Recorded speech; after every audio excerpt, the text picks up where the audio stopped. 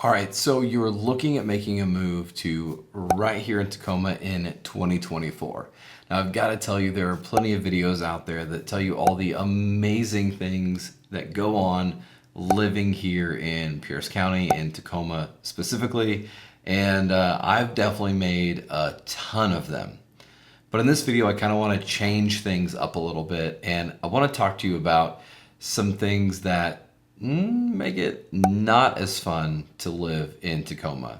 Kind of dive into the dark side, if you will, which I know it seems kind of crazy. Somebody whose entire job it is to help people move to an area, tell you the reasons why you wouldn't want to live here in this new year.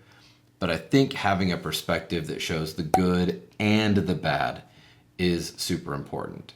And make sure you stick around to the very end. The last point, that one is going to be one that you're really going to want to let roll around in the old noodle to see if living here in Tacoma makes sense for you. So if there's something you're interested in, stick around. We're getting after it right now.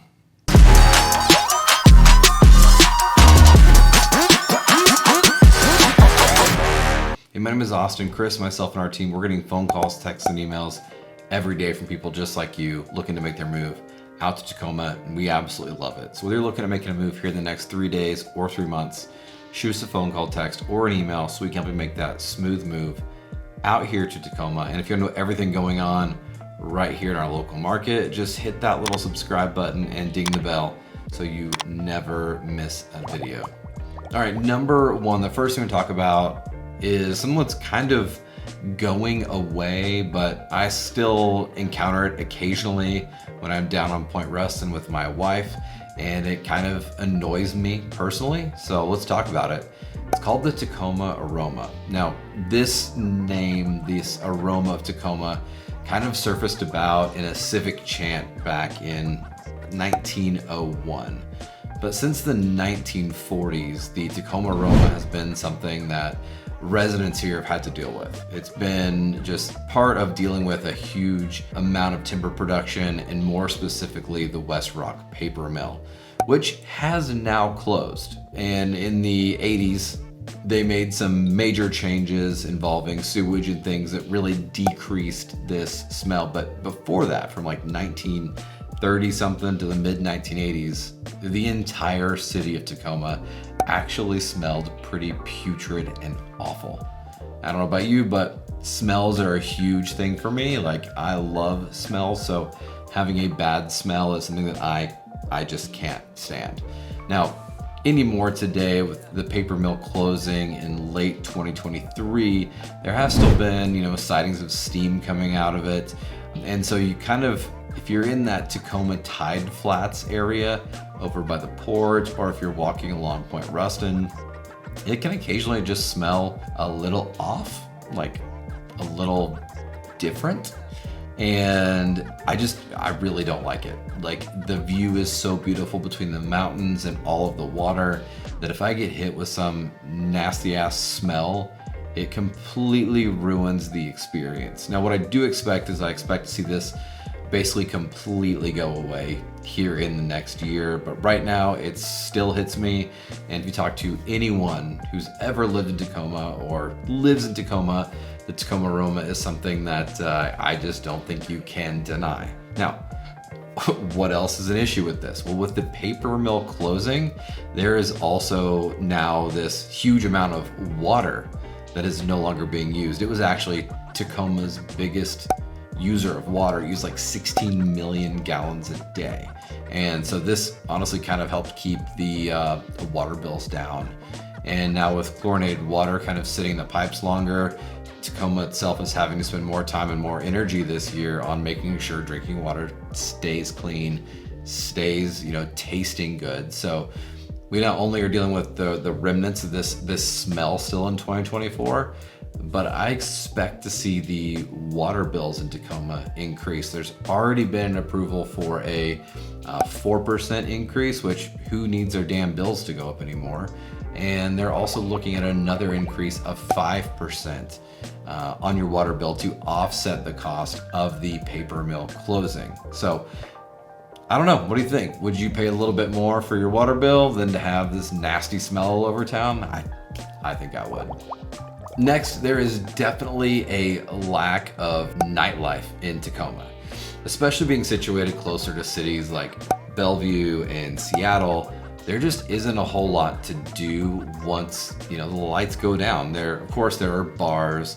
We have the Tacoma Dome, smaller music venues and restaurants. But after dark, if you're wanting to get out and do a whole lot of stuff, you might have to just travel a little bit to scratch that itch you have. And if you even live in some neighborhoods in Tacoma, you might not be able to find like the kind of restaurants and the bars that you would want in your neighborhoods. You might have to travel to other neighborhoods in Tacoma even to kind of have that experience. Now, for me personally, it's kind of a whatever. Like, I'm married, I've got kids. I, for the most part, am not out at bars. I'm not out at late night events.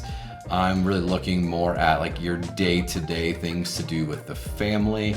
But on the rare chance that the wife and I want to go do something, kind of outside of walking along Point Ruston or having dinner or having a drink, we do catch ourselves traveling up to Seattle or Bellevue to kind of have those experiences. So if you're wanting to be right in the heart of everything going on, then like Tacoma might not be the right spot.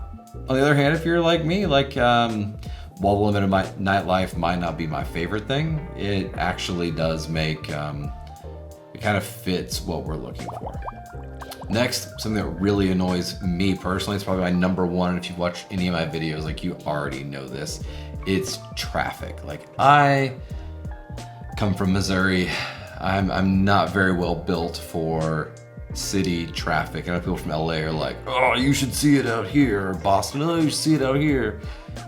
But I don't live there, I live here, so this is what I'm talking about. Traffic comes from a few different sources. One, your rush hour traffics along I-5 or the 512 are going to be rough. That could be going in and out of Seattle, heading into or out of JBLM. You also have to consider that Tacoma is surrounded by a lot of water. And so you end up getting backed up traffic when it comes to dealing with bridges. Like, let's say for example, the Narrows, coming in and out of Gig Harbor, that can get backed up. That can cause some frustration for drivers. And then lastly too, the Tacoma Dome has big events. And if you're kind of in that south eastern side of Tacoma during those events, or you're trying to get into downtown from that side of the city during events, it is a pretty big headache. So I get really frustrated with that personally, but here's the thing. If you can drive, not during rush hour traffic, you can get around pretty easily. If you're, work from home person, if you're a tech worker, if you're these people that have the opportunity to kind of leave and go as they please, then we're seeing a lot less frustration if we're traveling outside of those hours. So plan your commutes around those times if possible. Next on my list, like I said, I got a big family, is school system challenges. While there is a lot of great education in and around Tacoma, including all of the suburbs, finding suitable education that matches your needs can be somewhat frustrating in Tacoma. We've obviously moved out of the actual city because the vibe that we were used to is kind of a smaller town feel, even though I love more of the urban lifestyle. So we found a school that mimicked more of the life that we came from. Also see a lot of people that are electing to put children into private schools out here, which I kind of see this happening all over the country as I talk to other realtors everywhere. Private schools becoming so much more affordable, and Tacoma in particular, private schools in the state of Washington average about $13,000 to $14,000 a year, and in the greater Tacoma area, we have a lot of amazing options for about $9,000 on average. So even the private education here in Tacoma costs less than it does around the rest of the state of Washington. While this is a really frustrating fact, the one thing I can tell you is this is why you have to reach out to us. We can help you align your move out to Tacoma with the school system that matches what you're wanting for your kids.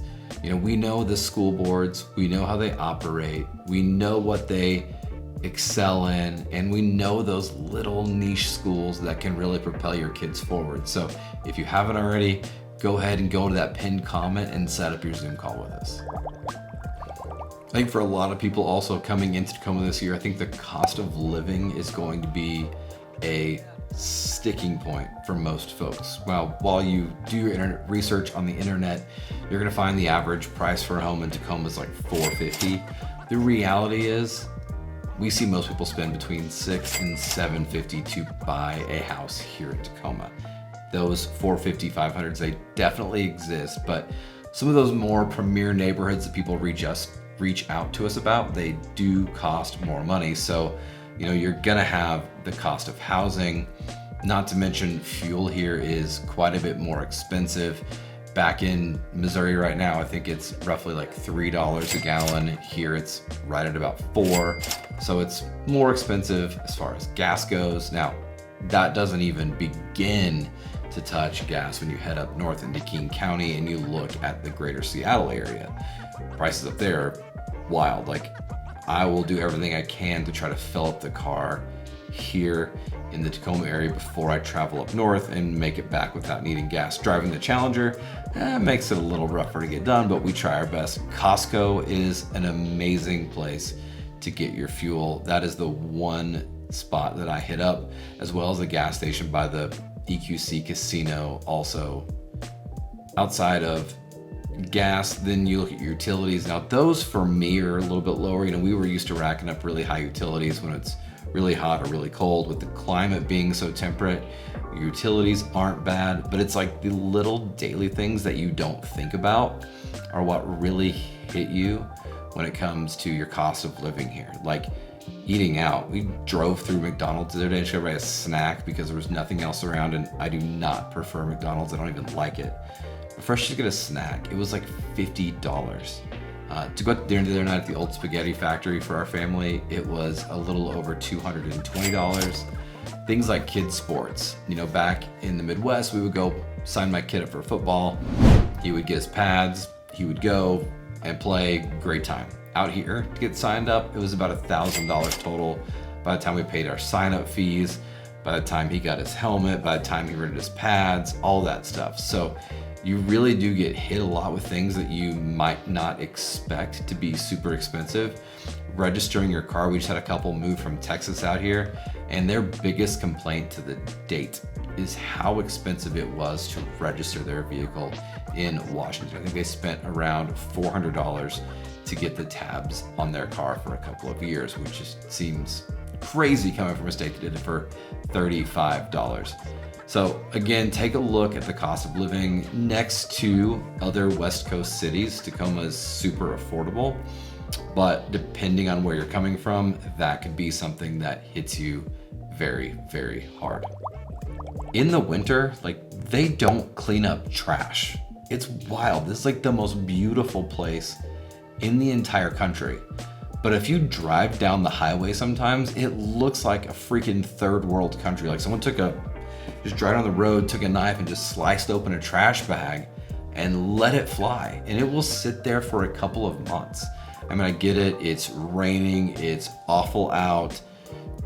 But man, it is just like the dirtiest, nastiest thing that I can imagine. It just totally takes away from the overall beauty of the area. And this is not something that I'm used to. I'm used to seeing maybe like your county jail prisoners going out and cleaning up the side of the highway whenever there's trash or whatever. I just don't see that here. And then magically spring hits and it's all gone. You'll never see it again.